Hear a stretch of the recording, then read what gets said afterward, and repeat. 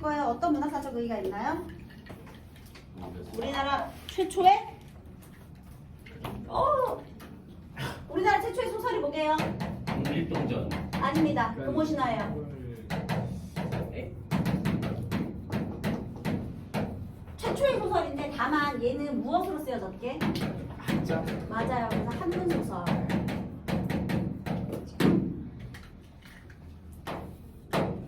우리나라 최초의 소설이 금오신화예요. 그러면 얘가 최초의 소설이라는 건 소설 이전에 그럼 산문갈래는 뭐였는데?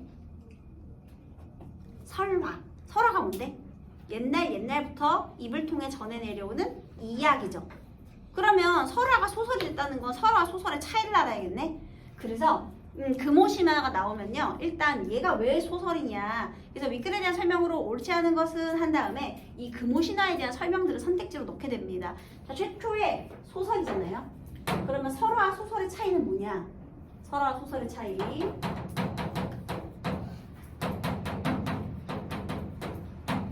자, 설화는요. 이야기의 전달에 그쳐요. 그러니까 첨예한 갈등이나 세밀한 내면 심리 묘사가 없어. 일단. 근데 얘는 있지. 설화는 그냥 옛날에 이러이러한 사람이 있었는데 이러이러한 일을 해서 그러니까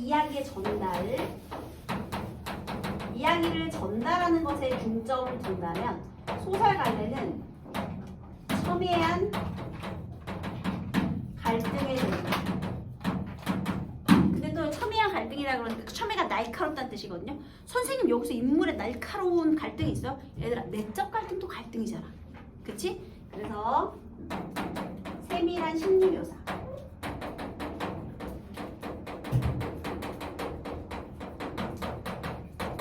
이런 것들이 일단 설화에 비해서는 소설의 특징이다라는 겁니다. 그래서 역시나 우리 김시습의 금오신화에 나오는 주인공들도 내적 갈등이 있다라는 거죠. 내면 심리 묘사가 있다라는 겁니다.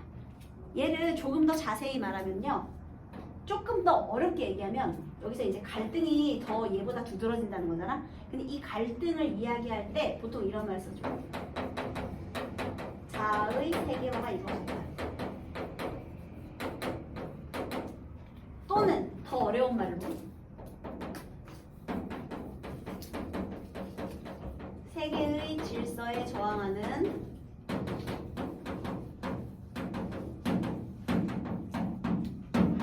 자아의 의지.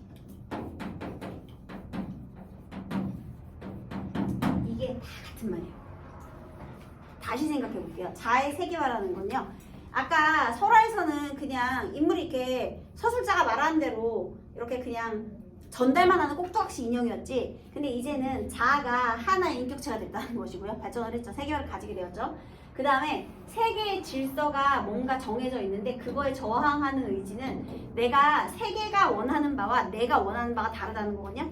그걸 다른 말로 하는 게 갈등인 거야. 내가 하고 싶은 걸 못하게 하면 갈등이 되잖아, 얘들아. 예를 들면 아주 정확하게 여기는 귀신이랑 계속 사랑을 하고 싶어. 그치만 사랑할 수 있어 없어? 사람이랑 귀신이랑 어떻게 계속 사랑해? 안 되지. 그러니까 이제 갈등이 생기는 거야. 이런 식으로. 그래서 이런 말이 나오면 맞는 소리구나 이렇게 되고요. 그 다음에 여기 금오신화의 특징 첫 번째, 우리나라를 배경으로 우리나라 사람을 등장시켰다. 우리나라 배경, 우리나라 사람 이런 말 나오죠. 이게 왜 여기서 특징이 나왔냐면요. 사실 구에 전등신화라는 게 있어요. 중국의 신화인데요. 구가 쓴 소설이에요. 구라는 사람이 쓴 전등신화가 있는데 걔가 얘랑 좀 비슷해. 그래서 중국 소설에 영향을 받았다 이렇게 말을 하거든요. 근데 중국 소설을 그저 따라한 것이 아니라 우리나라 배경에 우리나라 사람이 등장하니까 주체적인 우리나라 작품으로 봐야 한다라는 겁니다. 그래서 이 말이 그래서 그 맥락에서 얘기했는 거야. 그리고 너네가 생각했을 때 고전소설의 특징 중에 하나는 전부 중국을 배경으로 하고 있는 것들이 많잖아요. 근데 얘는 다른 고전소설과는 다르게 우리나라 배경에 명나라 사람 아니라 우리나라 사람이 등장한다는 거죠. 너네가 배웠던 홍겨울전만 해도요. 그거 중국이 배경이고 다 명나라 사람들이잖아. 그치? 그러니까 여기 우리나라를 배경으로 한다. 이게 이제 금오신화만의 특징이 되는 거예요. 그 다음에 또 적극적이고 욕망을 구현하는 인물상이 등장하기도 하는데요. 여러분 여기서 적극적이라는 말은요. 여자 주인공이 적극적이에요. 남자 주인공이 아니고요. 남자 주인공은 현실에선 무기력해요. 이 얘기 좀 이따 더 해줄게요. 또 애민적 왕조 정치 사상이나 유불선 통합 사상 등이 나타나는 것이 금호 신화의 특징인데요. 이생 규장전에서는 구체적으로 뭐가 나오느냐? 얘들아, 우리나라가 배경이긴 한데 고려의 개성이 배경이에요.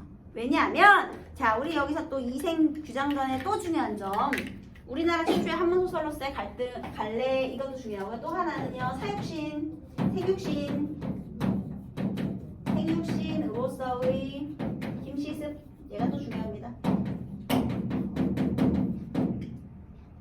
우리 문학작품의 감상 관련해서 얘가 내재적 감상이랑 외재적 감상 아시죠? 외재적 감상이 뭐야? 작품 감상의 기준을 밖에다 두는 거야. 뭐에도? 작가 중심의 표현론, 그 다음에 시대나 현실 중심의 반영론, 독자 중심의 효용론, 이런 거 배웠잖아. 그리고 작품만 가지고 보면 이제 절대주의적 관점이라고 불러주죠. 근데 그때 이 작가 중심의 표현론 물어보기가 너무 좋은 작품이에요. 여러분, 생육신이 뭐예요? 얘네 단체로 왜 이렇게 오늘 시무룩해? 무슨 일이야? 왜 그러니? 왜 그래? 오늘 힘들어? 왜 이렇게 다들 이렇게 다크서클도 심한 것 같고 왜 이렇게 힘드냐? 요즘에 수행 많아요? 왜 그래? 오늘 막 민정이도 아프다 그러고 왜 이렇게 피곤해 보여? 얘들아, 그 생육신으로서의 김시습. 생육신이 뭐예요? 누구에 대한 의리를 지켰어? 네, 너네 계유정란 알잖아. 문학사에서 계유정란 매일 나오잖아. 성상문의 시조 배울 때 배우지 않았어요? 다시. 자, 계유정란은 뭐냐면요, 우리 세종대왕한테 아들이 둘이 있죠.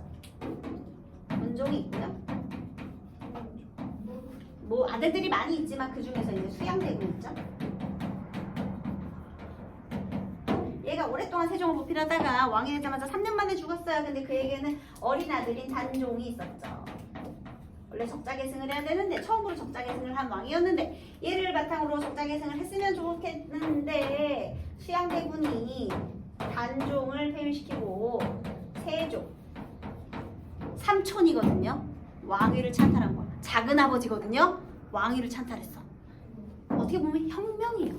그런데 우리 요 세조가 조카인 단종의 왕위를 뺏고 처음부터 죽인 건 아니었는데 유배 보냈다가 나중에 이제 단종 복위시키려고 사람들이 막 성산문 이런 애들이 막 들고 일어나니까 그냥 죽여버렸죠. 그런 사건이 있었습니다. 그래서요, 요게 계유정난이에요. 계유정난. 계유년에 일어난 정치난. 그 이후로는 이제 세조의 자손들이 쭉 왕이 됐어요. 이때부터 잘못된 거야. 조선은 이때부터 망국의 길이야. 자, 어쨌든 간에 이렇게 됐어요. 자, 그러면 자, 우리 세종대왕이 여러 신하들한테 이제 문종이 왕이 되고 얘가 금방 죽을 것 같으니까 얘가 죽어가면서 얘기했단 말이야. 단종을 끝까지 잘 보필하여라, 신하들아. 그래서 우리 왕조를 잘 지켜라 라고 했는데, 거기에서 이제 갈아탄 사람도 있고, 그래서 특히 신숙주, 숙주나물 얘기 유명하잖아요. 나물 중에 제일 빨리 변한다 그래서 숙주나물. 신숙주가 제일 먼저 갈아탔고, 자, 그 다음에 죽음으로써 단종에 대한 의리를 지키면 뭐가 되는 거야? 사육신이 되고요. 살아서 평생 단종에 대한 의리를 지키면 뭐가 되는 거야? 생육신이 되는 거야. 그래서요, 생육신이라는 건 살았지만 평생 단종에 대한 의리를 지키려고 세상과 등진 사람들이죠. 그래서 속세를 떠나서 자연의 은거, 이렇게 된 겁니다. 자, 그러면 내가 강력하게 원하는 이 단종은요, 세상에 있어요, 없어요? 그래서 자꾸 죽은 여인의 사랑과 집착을 하는 거예요. 그러면 여기서 죽은 최여인은 결국 누굴 말하겠니? 단종이겠죠. 그래서 최여인이요, 환생을 했잖아요. 환생을 해가지고 다시 만나다가 결국에 될 수가 없잖아. 그런데 마지막에요, 최여인이 나는 다시 다른 세상에 남자로 태어나게 됐으니까 너는 그냥 열심히 불 닦고 너의 길을 가라 했지만, 마지막에 이생이 끝까지 최여인에 대한 의리를 지키면서 어쨌든 죽었지. 그거는 끝까지 어떻게 하겠다는 거야? 배신하에 안 해. 난 단종에 대한 의리를 끝까지 지키겠다는 작가의 의지일 수 있다는 거예요. 이해했어? 됐어요? 그래서 요 김시습의 생애가요, 보기로 나오고 이거를 바탕으로 작품을 감상했을 때 옳지 않은 것은 이런 문제가 단골로 출제가 됩니다. 중요한 부분이기 때문에 알아두셔야 돼요. 귀신은 다 단종이더라 이렇게 생각하시면 돼요. 알겠죠? 혹시 이 아직 이거 진도 나간 사람 없는 거니? 나간 사람은 없는 거예요. 그래서 만약에 금옷이나 5편에 대한 다른 얘기를 더 자세히 했다 그러면 우리 좀 이렇게 더 얘기를 해주세요. 자, 그 다음 이생 규장전에 대한 얘기를 해봅시다. 이 금옷이나 자체가요 전기소설이에요.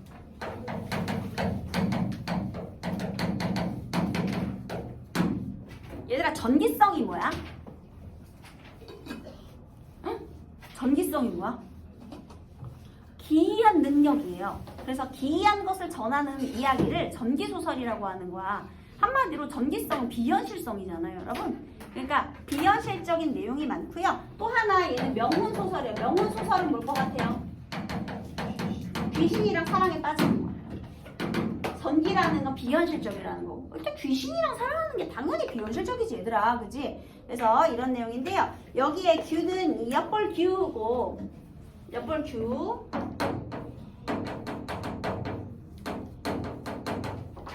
얘는 담장이에요. 담장자예요. 그러면 무슨 뜻이야? 규장이라는 뜻은? 담장 안을 엿보다, 그런 뜻입니다.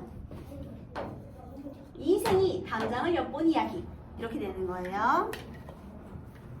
자, 볼까요? 앞부분의 줄거리. 송도에 국학에 다니는, 여러분, 우리 대학이라는 공간이요, 조선시대 때는 성균관이지.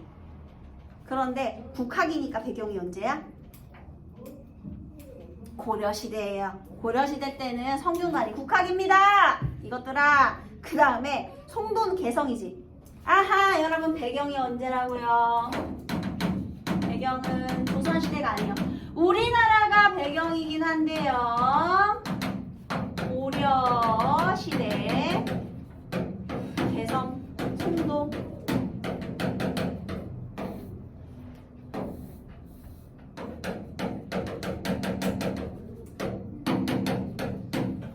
개성이 배경이에요. 우리나라긴 한데, 왜냐면 조선, 세조 천하의 조선은 해조선이야. 지금 이 김시습이 생각했을 때 이거 부정하고 싶어. 그래서 고려시대를 배경으로 했다, 기억해 두십시오. 국학에 다니는 이 서생은 공부하러 가던 도중 우연히 담 너머를 엿보다가 시를 읊는 최여인을 보게 된다. 자, 그래서 이 담 너머를 엿보다, 그게 뭐라고요? 규장이라고요. 이생 규장전. 자, 여기에 담을 넘었어요. 그런데 최여인, 우리 최여인과 이생의 사랑 이야기거든요. 근데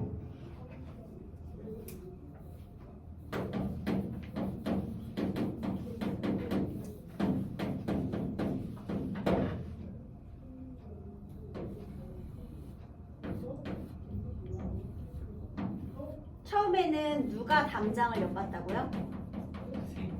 이생이 엿본 거예요.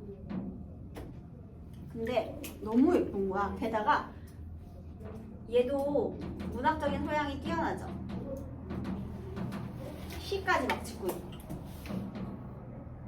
그래서 최연고 이생이 고려시대의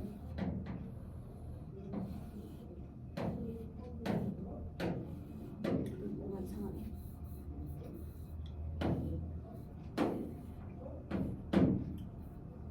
서생.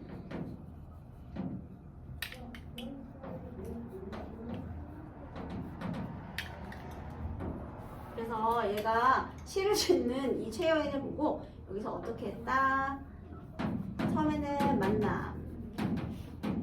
둘이서 어떻게 만난 거예요? 어떻게 해서 만나게 됐죠? 규장. 이생의 규장. 으로 만나게 된 거예요. 처음 만난 거야. 최여인과 우리 이생의 만남. 이렇게. 자, 그런데요. 최여인의 매혹된 이서생 그녀에게 시를 써서 담 너머로 보내고 이후 최여인으로부터 만나고 싶다는 편지를 받는다. 그리고 두 사람은 시를 주고받으며 깊은 사랑에 빠진다. 여러분 있잖아요. 또 우리 김시습이랑 관련된 일화가 있어요. 여러분 3살 때 뭐 하셨나요? 아직 기저귀 못 됐을 때야. 3살이면. 왜냐하면 우리나라는 지금에야 만 나이로 치지만 옛날에는 우리나라 나이가 있잖아. 그러면 김시습이 3살 때 뭘 했는지 아세요? 한시를 지었대요. 천장을 띈 정도가 아니야. 한시를 지었대 얘들아. 한자로 3살에 시를 지었대. 너네랑 너무 다르지. 우리는 똥오줌도 못 가리는 때인데 얘는 한자로 시를 지었다. 그만큼 이 필력이 좋았다는 거야. 그러니까 물론 한문으로 소설도 쓰기도 했지만 얘가 어렸을 때부터 너무 유명해가지고요. 세종대왕이 얘를 불렀죠. 어린 시절에. 네가 그렇게 뛰어나다는 누구누구 대작의 아들 뭐 누구누구냐? 그랬더니 네 제가 바로 그 역특한 아이입니다. 그런데 세장이 이제 막 여러 가지 물어본 거야. 너는 읽었느냐? 너에서 말하기를 뭐는 뭐냐? 계속 물었는데 얘가 대답을 너무 잘하는 거야. 그래서 너무 기특해가지고 세종이 원래부터 되게 어렸을 때부터 이뻐했대요. 그러다가 나중에 내가 너에게 선물을 내릴 것인데 한번 가져가 보겠느냐? 그래서 감사합니다. 그랬더니 어떠한 어른의 도움도 받지 말고 또한 도구도 쓰지 말고 내가 내리는 비단을 가져갈 수 있겠느냐? 물어봤대요. 근데 비단을 뭐 몇십 피를 내렸대. 근데 도움도 받지 말고 도구도 쓰지 말고 가져갈 수 있겠느냐? 물었대요. 그랬더니 그거가 너무 쉽죠? 그때 비단을 착 펼쳐서 그걸 허리에 쫙 묶고 막 아장아장 걸어가더래요. 걔가 7살인지 8살인지 뭐 애기 때. 그래서 그걸 보고 세종이 어렸을 때부터 너무 예뻐했다는 소문이 있어요. 원래 비단이 이렇게 필이 이렇게 말려 있잖아요. 한 필, 2필 하잖아. 무겁잖아. 애가 그걸 못 들잖아. 근데 그거를 허리에다 묶고 쫄쫄쫄쫄쫄 가면 갈 수는 있겠지. 끌고 가는 거니까. 그래서 그렇게 했대. 그래서 그때부터 얘가 원래 왕에 대한 생각을 가지고 있었는데 여러분 잘 보세요. 4대부로 태어났어요. 그러면 충과 효가 제일 중요하죠. 근데 얘가 어린 시절에 조금 불우해. 엄마가 일찍 돌아가셨어. 근데 너네 전처의 자식인데 능력이 뛰어난 전처의 자식. 계모가 어떻게 해야 할 것 같아? 죽이는 것까지 넘어갔고 예뻐하진 않겠지. 왜냐면 내 아들의 적이잖아. 아마도 가정 내에 뭐가 문제가 있어. 그래서 부모님도 일찍 돌아가시고 하니까 얘는 이제 효는 다 하지 못하게 된 거야. 얘가 뼛속까지 유교인인데 효를 잘 못해. 그러면 남은 건 충이지. 그래서 얘가 과거 시험 준비에 전력을 다하고 있었지. 그런데 무슨 일이 일어났어? 세상이 뒤집어져가지고 내가 모시고 싶은 이 왕위를 삼촌이 찬탈했대. 이렇게 인륜이 뒤집어진 세상에서 난 정치할 수 없지. 그래서 충도 못하게 됐는데, 효도 못하게 됐는데 충도 못하게 된 거야. 그러면 나는 이제 쓸모가 없네. 그래서 얘가 산에 응고하기 시작한 거예요. 그래서 충도 못하게 되고 효도 못하게 된 이 자신의 불우한 어린 시절이 약간 불우하고 능력이 되게 뛰어난데 현실에서 그 능력을 발현시키지 못하는 이러한 모습이 주인공의 모습과 유사해요. 그래서 일단은 한번 볼게요. 그래서 시가 그래서 선생님이 한시 얘기를 한 이유가 있어요. 예는요 있잖아요. 이 작품 속에요. 한시가 항상 삽입되어 있어요. 그래서 지금 여기도 중요한 부분에 줄거리에 막 시 내용이 막 나왔겠죠? 그런데요, 여러분 소설 속에 시가 삽입되면 어떤 효과가 있을까요? 이거 뒤에서도 또 한시가 삽입되어 있거든요.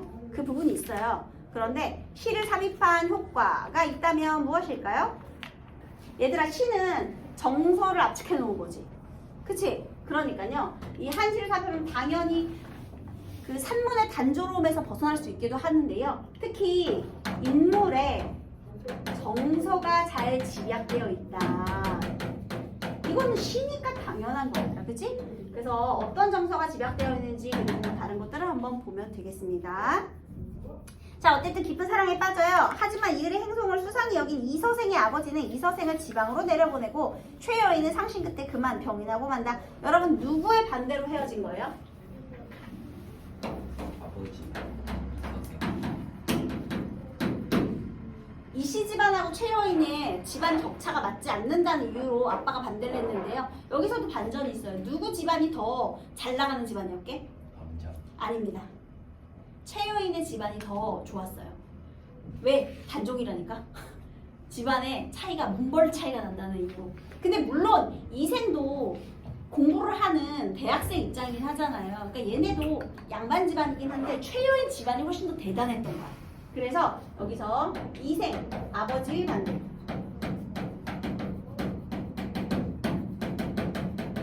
이별을 하게 됩니다. 자, 선생님이 이 얘기 왜 하느냐? 만남과 이별이 3번이나 반복되는 구조로 되어 있거든요. 그러면 이 구조가 가져오는 이 작품의 효과도 중요하겠죠. 자, 어쨌든 간에요. 우리 규장을 통해서 만났는데 아빠가 반대해서 헤어졌어. 그럼 너 같으면 니네 같으면 있잖아. 만약에 아빠가 반대해. 근데 어쨌든 내가 먼저 담을 넘어갔지. 편지도 내가 먼저 보냈다. DM을 내가 먼저 보냈어. 아빠가 반대해. 그러면은 정상적인 남자는 어떻게 해야 돼? 저런 새끼 만나지 마. 저런 새끼 잘못했어. 뭘 쩔쩔 왜? 이런 씨. 그러면 부모님을 설득하든지 해야 되잖아요. 근데 야 너 지방으로 가서 짜져 있어. 네 아버님 하고 지방으로 가요. 너무 소극적이지. 자 그래서 얘가 왜 이렇게 현실에서 소극적이냐?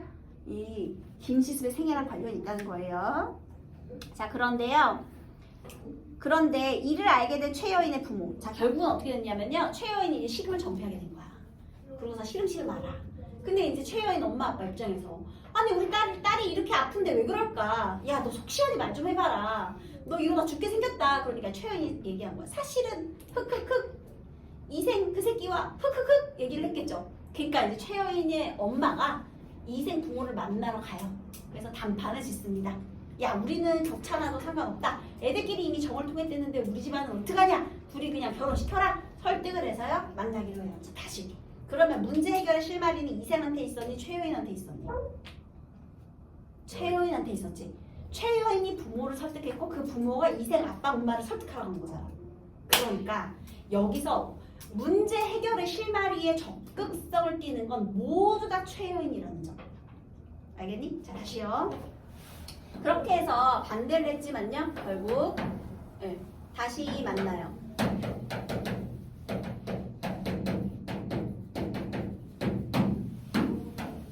최여인의 부모가 여기서 부모의 설득으로 둘이 만나서 혼인을 합니다. 자 이렇게 해서 다시 만나게 되는 거예요. 그래서요 여기서 이 선생의 아버지는 학업과 문벌의 차이를 들어 거절하지만 결국 최여인 부모의 설득으로 생각을 바꾸고 이세생과 최여인은 혼인을 하여 행복한 시간을 보낸다. 그러나 신춘년에 홍건적의 난이 일어나 양가의 부모는 물론 최여인도 죽게 되고 간신히 이서생만 살아남게 된다. 그런데 홍건적의 난으로 인한 죽음, 최여인의 죽음, 이렇게 이별하게 되는 거예요. 죽었네?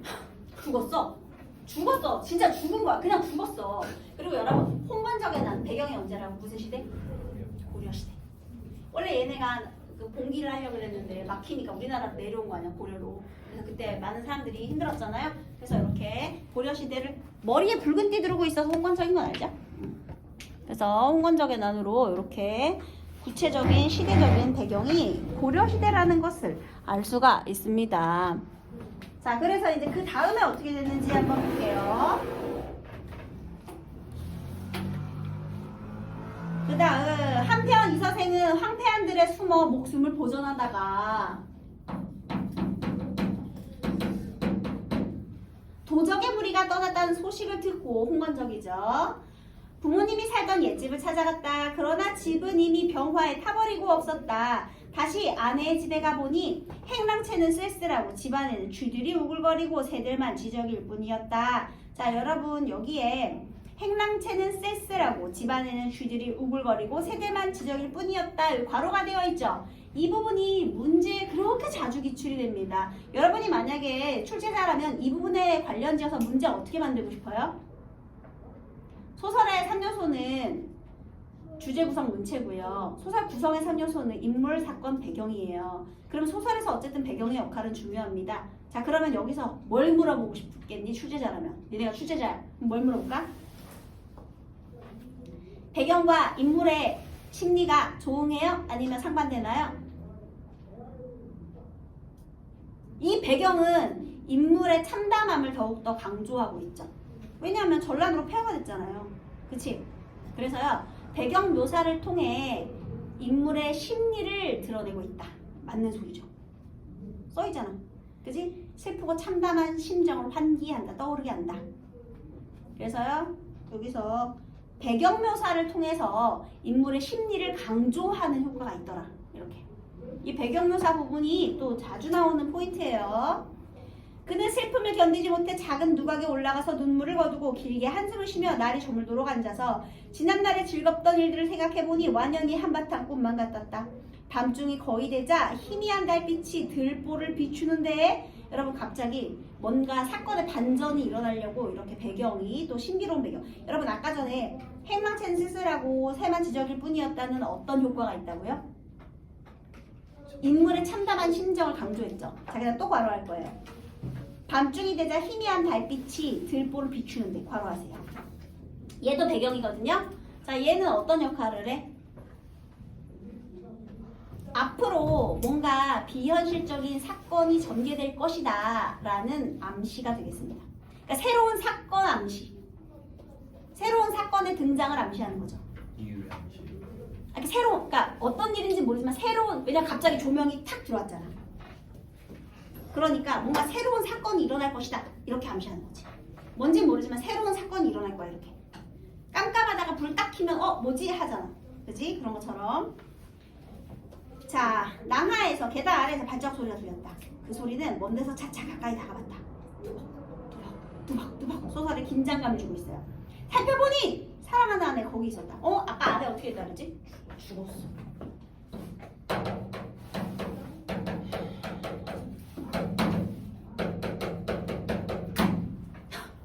갑자기 부활했네. 부활했어요. 무슨 옛날에 펜트하우스인지 스카이캐슬인지 거기서 맨날 죽었다가 다시 살아나고 다시 살아나고 하는 것처럼.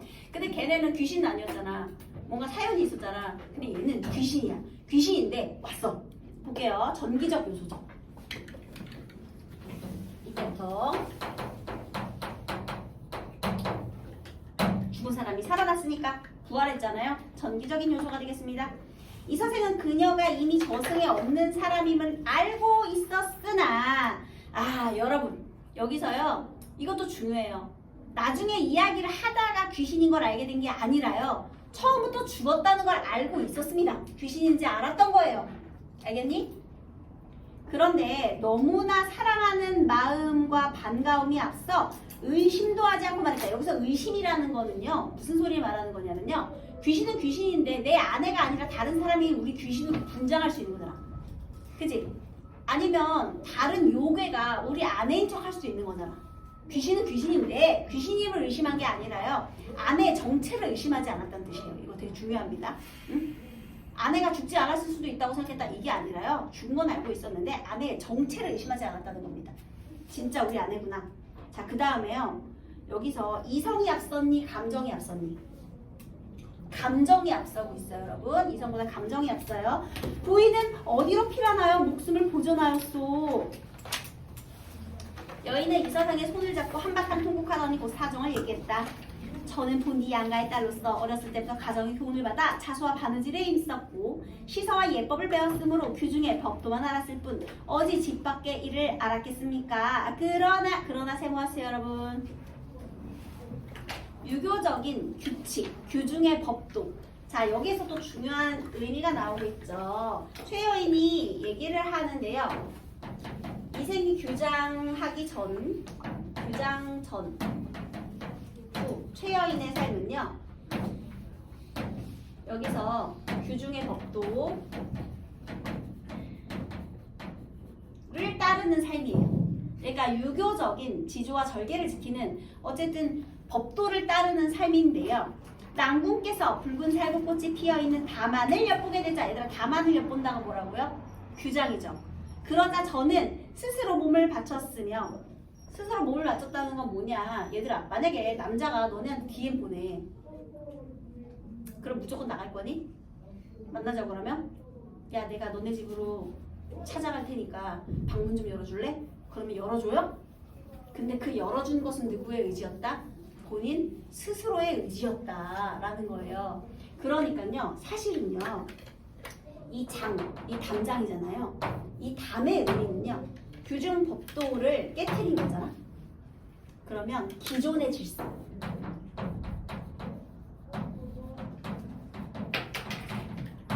둘 사이에 장애물의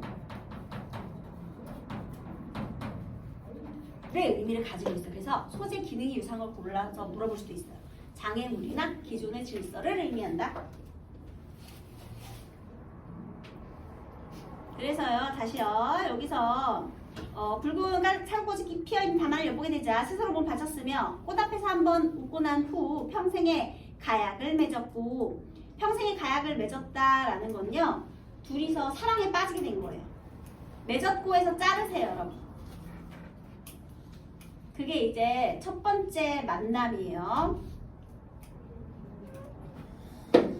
같이 정을 통한 거죠.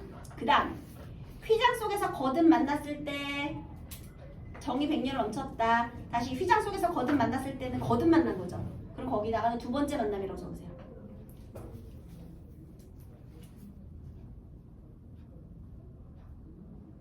그래서 첫 번째 만남과 두 번째 만남이 다 거친 거예요, 지금. 사세는 일이 돌아가는 형세거든요. 일의 형세가 이렇게 되자 슬픔과 부끄러움을 차마 견딜 수 없었습니다. 장차 100년을 함께하려 했는데 어찌 횡에게 만나 구렁에 넘어질 줄 알았겠습니까? 얘들아, 원래가 혼인을 했잖아. 그럼 100년 동안 팥 뿌리 될 때까지 살았어야 되잖아. 그런데 횡액을 만났대. 자, 횡액의 의미는 뭐예요? 아까 뭐? 이어절로. 땡땡땡의 땡. 홍건적의 난 적으세요. 횡액 세모하고 홍건적의 난. 구렁에 넘어졌다. 죽음 적으세요. 홍건적의 난. 구렁에 넘어지다. 이거는 죽음을 의미합니다. 그래서 최여인이 죽음 사실을 말하고요. 끝내 이리 같은 놈들 홍건적이겠죠. 걔네들에게 정조를 잃지는 않았지만 몸뚱이는 진흙탕에서 찢김을 당하고 말았습니다. 아, 그래서 정조를 지키기 위해 죽었구나. 여러분, 아까 전에 선생님이 여기 유불서 3교가 다 나온다 했잖아요. 그러면 최여인은 어쨌든 유교적인 가치를 중시하는 인물이네요. 거기다가 유교 적으세요. 정조를 잃지 않으려고 정조를 잃지는 않았지만 몸뚱이는 진흙탕에서 찢김을 당했다. 유교적인 질서가 드러나고 있죠. 정조를 중시해요. 진실로 천성이 그렇게 만든 것입니다만은 인정으로는 차마 할 수 없는 일이었습니다. 저는 난궁과 궁벽한 산골에서 헤어진 후로 짝이른 새가 되고 말았던 것입니다. 여러분, 짝이른 새의 동그라미 보세요. 또 잘 나오는 시험 문제가 있어요. 바로 이 최여인이 계속 말을 겁나 길게 하고 있잖아요. 이 말하기 방식 서술상의 특징 묻는 문제가 정말 많이 나오거든요. 일단 여러분, 서술자가 얘기하는 게 아니라 이것은 등장인물의 말이에요. 서술자의 요약 제시가 아니라 인물의 말을 통하여. 그런데 자기의 지나온 과거사를 인물의 말을 통해 요약 제시하고 있죠. 그치? 자, 얘가 지금 여기서 쭉 말을 하고 있잖아. 근데 여기 말하기 특징이요. 인물의 대사를 통해 과거를 요약 제시하고 있죠.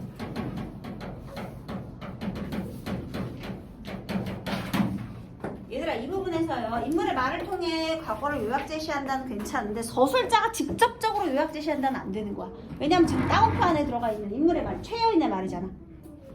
선생님 말 이해됐죠? 뭐가 중요한 포인트인지 알겠지? 과거를 요약적으로 제시해 주는데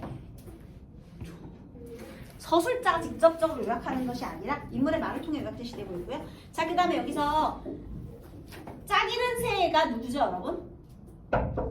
네네. 짝이른 새가 본인이지. 그래서요, 두 번째는요, 자신의 처지를 자연물에 빗대어서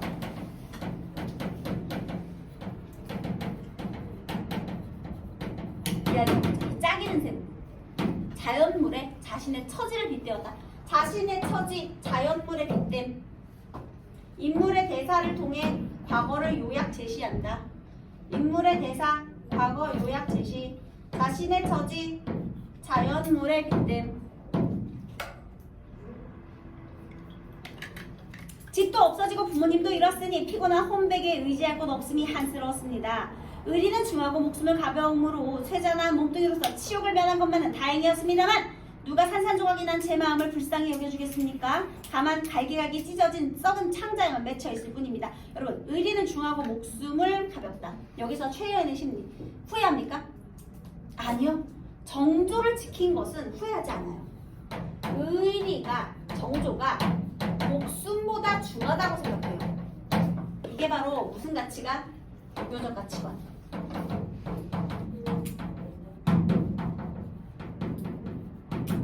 소리야, 일단 살아야지. 개똥밭에 굴러 불러도 이승이 낫지. 그치만 얘는 아니야. 의리가 중요해. 그러니까 정조를 지킨 것은 후회하지 않아요. 후회하지 않지만 뭐가? 자기 팔자 생각하니까 아니 겨우 만났잖아. 자 여러분 여기서 또 중요한 포인트가 있습니다. 왜 자꾸 이렇게 만남과 이별이 반복되는 것이냐. 얘들아 이별을 극복하고 만났고 또 이별을 극복해서 만나잖아요. 그럼 얘네들이 자 만남과 이별이 반복되는 구조.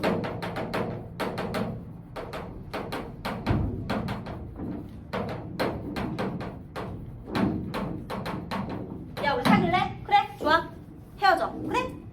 여러분 자 이 사랑이 좀 특별해 보여? 아니지. 이렇게 어쩔 수 없는 외부적인 이유 때문에 둘의 사랑이 문제가 아니잖아. 외부적인 이유잖아. 부모의 반대든지 홍원적인 아니든지 이 이별의 이유는 반드시 외부적인 이유란 말이에요. 그런데 이 외부적인 요인에 의해서 헤어졌다가 어렵게 다시 만나고 또 헤어졌다 어렵게 다시 만났는데 또 헤어져. 사랑이 더욱더 비극적이고 처절하게 느껴지지. 그치? 그래서요 이 구조의 반복은요 결말의 비극성을 강조하는 거예요. 결국은 또 헤어지거든요. 그래서 결말의 비극성을 강조하는 역할을 합니다.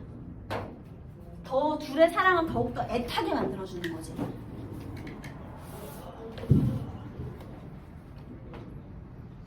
그 다음에요 여기서 그 317쪽 있죠. 317쪽에 작품에 나타난 사상적 배경 거기 유불선 3교 다 나오죠. 유교 뭐 지조 절개 이런 거 다 유교고요. 불교는 일단 환생했잖아. 3세 2년 나중에 얘기할 건데 이런 건 불교적인 것이고요. 그 다음에 환생한다는 것 자체가 또 도교적인 그런 내용도 포함을 하고 있어요. 다시요. 그 다음에 다시 그래서 해골은 들판에 던져지고 몸뚱이는 땅에 버려지고 말았으니 생각하면 옛날의 즐거움은 오늘의 이 비운을 위해 마련된 것이 아닌가 싶습니다. 얘들아 옛날의 즐거움이 뭐예요? 혼인했던 거. 혼인해서 행복했던 거. 그러나 이제 봄바람이 깊은 골짜기에 물어와서 제 환신이 이승에 되돌아왔습니다. 얘들아 봄바람은 깊은 골짜기에 불어왔다. 봄바람이니까 뭔가 희망을 의미하겠죠. 그래서 환신이 이승에 돌아왔다. 이게 또 전기성이에요. 환신. 네, 또 다음에 이어서 수업할게요.